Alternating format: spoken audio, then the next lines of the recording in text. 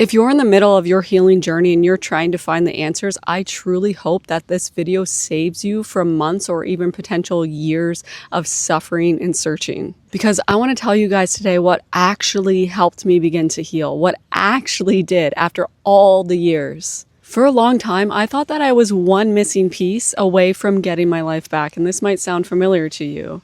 I did drastic things. I took tons of supplements. I did dramatic detoxes. I thought if I get away from the mold, I sold everything I owned. I flew to Costa Rica. I got my breast implants removed. There were so many things that I did that I thought were going to be the answer to me feeling better, and unfortunately, they weren't. I truly believed for a long time that somewhere out there, something outside of myself was going to finally fix me, fix the illness, the sickness, the devastation that I felt on a daily basis. But looking back now, almost none of the things that actually changed my recovery are what I expected. The biggest breakthroughs in my healing did not come from something that I added or something that I found. They actually came from what I finally stopped doing. When I first got sick, when I first started feeling unwell, I genuinely believed that something was deeply wrong with me. And this is a message that I actually had been subconsciously holding for most of my life. My symptoms were real and unpredictable and intense. And anyone who told me, hey, it's your brain or your nervous system, I probably would have kicked in the teeth. Every time I got a new symptom, I'm like, oh, here's another clue. Here's something else I need to fix and figure out. And every flare was proof that something was deeply wrong with me. I did what most people do, and I searched and I Googled and I stayed up late and I went down the Reddit forums and the rabbit holes and the Facebook groups and I supplemented and I spent money on so much testing. I looked for mold around every corner and I questioned every food that I ate. I tried to figure myself out every waking moment. And here's what I actually realized one day. I wasn't searching for answers, I was searching for certainty. And that certainty never came, so I kept going in that loop. I'm going to break this down into 5 lessons that I learned that actually helped me heal. So if you're ready, get out your notebook and pen. Just kidding, you don't actually need to do that. Don't analyze this video like you analyze everything else. Just hear me out because this might be helpful for you if you resonate to any of this. The first thing that helped me heal was letting go of the belief that I was broken, that something was wrong with me. And that was a huge one, and it took time. Underneath everything that I was doing, that belief was driving my behavior. If you believe that something's wrong with you or that you're broken, every symptom that you get becomes evidence. Every setback or flare that you have becomes confirmation. And every sensation begins to feel dangerous and it gets magnified. When I started understanding that my nervous system was doing exactly what it was designed to do to protect me, it began to shift everything for me.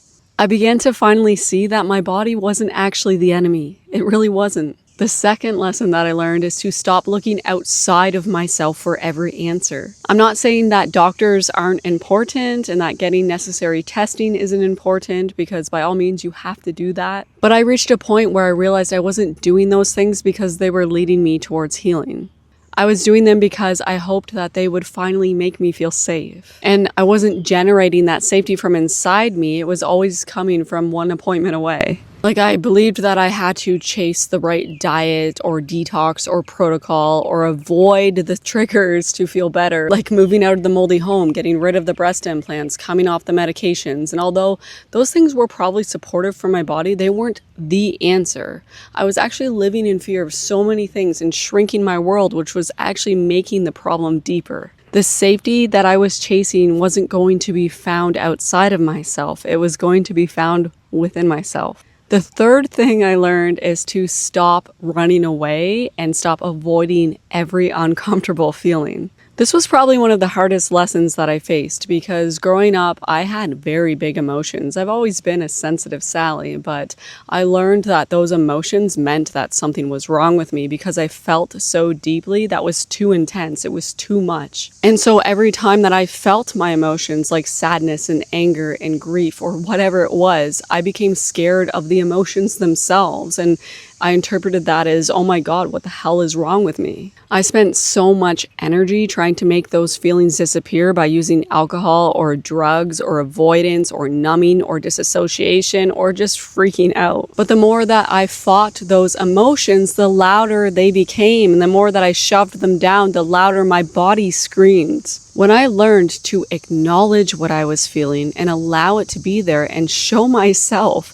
that it was okay and I was safe to feel it, it was huge. Everything began to become lighter. Even though I would still feel heavy emotions, I was able to hold space for them without being afraid. This took practice because some days I nailed it and some days I definitely didn't, and that's normal. Over time, my brain started learning that these experiences of emotions weren't actually emergencies. The fourth thing that I learned, which is a really good one and really important for so much of us, is that I stopped waiting to feel completely better before I decided to start living my life. I was scared at first to try new foods, get my hair done, get a new tattoo, go out to a restaurant, go on a vacation.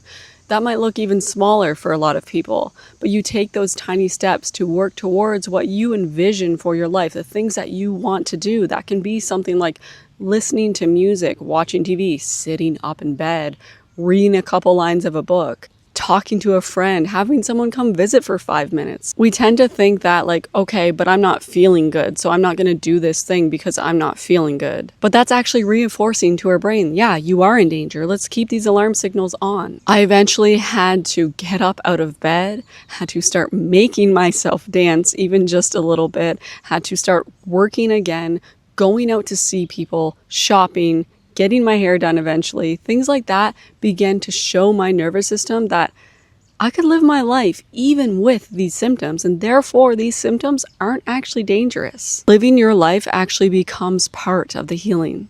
Okay, and the last thing, and honestly maybe the biggest thing, is that I stopped needing certainty. I stopped seeking reassurance. And this one is so fucking hard. And I'll be honest, it still knocks on my door sometimes. I'll notice a sensation and then I'll almost hear my old voice going, "What does this mean? What is this? Let's Google this. Let's figure this out." Maybe I should ask someone. Should I open ChatGPT? But now I recognize it for what it is. It's my brain needing certainty. And instead of feeding that cycle, I now just smile and remind myself, I am safe enough. I'm okay.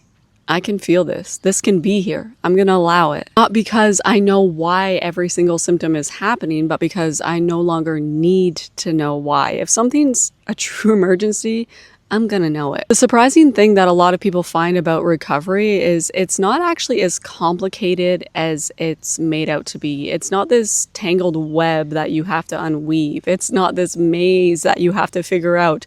And we're led to believe that a lot in the functional medicine world, in the medical world, and it just ends up putting so much more stress on us. It's almost overwhelming, like, how am I ever going to get better? How am I ever going to figure this out? But healing actually isn't complicated. It is challenging as fuck, but it's not complicated. You have to learn the same simple lessons over and over and over again until your nervous system believes them. If you're someone who's watching this and you're watching this terrified or believing that something is deeply wrong with you, you can borrow my belief for a little while because I remember exactly what that feels like. I know what it's like to wonder if you're ever going to get your life back, as if your body is trapping you.